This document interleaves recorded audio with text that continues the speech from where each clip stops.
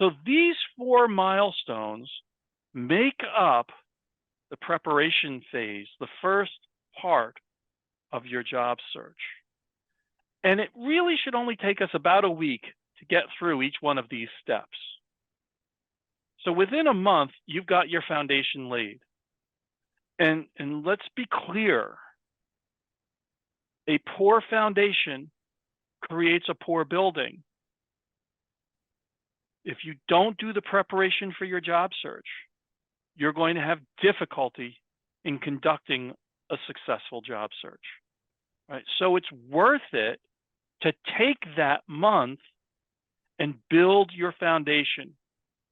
Now, you may already know what you want to be when you grow up, and so you don't need to do the Ikigai piece.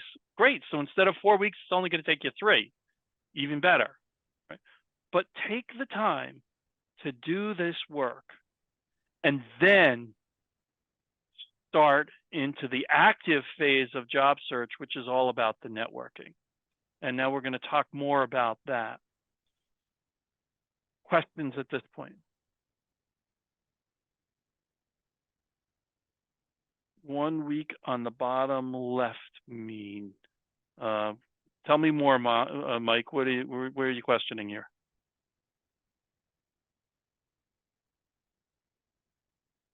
Mike, you want to unmute yourself? Unmute yourself and just tell me what slide. It was on the bottom left of the previous slide, and you might have just answered it.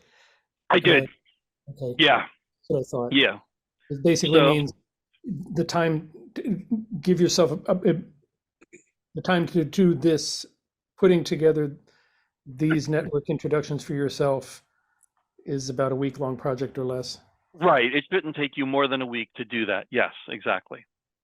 Okay, great. All right.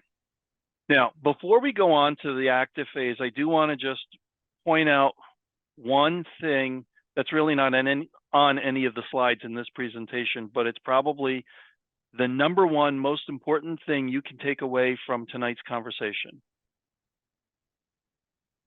Your job search is not about you.